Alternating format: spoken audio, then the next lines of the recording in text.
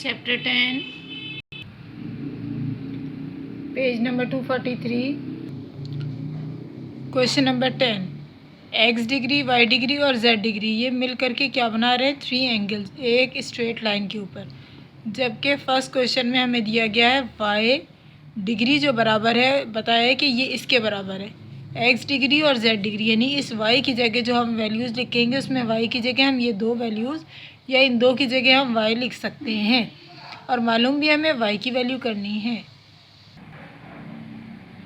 सबसे पहले हम बताएंगे कि x degree plus y degree plus z degree ये मिलके बन रहा है 180 डिग्री। ये चीज़ मौजूद है। अब जब हमारे पास ये मौजूद है तो हम सबसे पहले बता रहे हैं क्वेश्चन में हमें दिया गया है कि y बराबर है x degree plus z degree. हमें y फाइंड आउट करना है। हम y को क्या करेंगे यहीं रहने देते हैं, ठीक है। Plus x degree plus z degree is equals to 180 degree लिखेंगे। अब y डिग्री तो अपनी जगह लिखा रहने दिया और x degree plus z degree जो कि हमें क्वेश्चन में बताया गया था ये मिला के क्या बन रहा था y डिग्री, यानी अब इन दोनों की जगह हम क्या लिखेंगे y degree is equals to 180 degree. इन दोनों को आपस में ऐड करेंगे 1 और 1 2 y डिग्री बराबर है 180 डिग्री।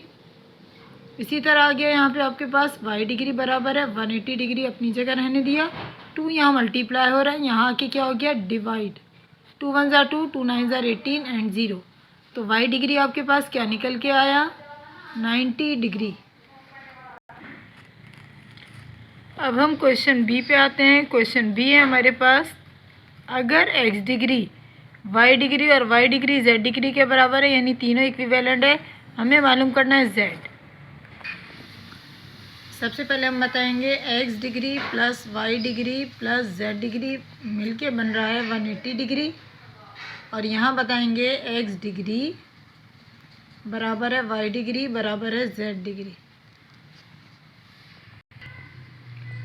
अब अगर मुझे z डिग्री मालूम करनी है तो मैं ये भी कर सकती हूँ कि ये x डिग्री है जो कि ऐड करती हूँ दोबारा से, इसको भी x डिग्री कह देती हूँ और तीसरे नंबर यानी 3 डिग्रीज मिला करके हमारी क्या बन रही है 180 डिग्री।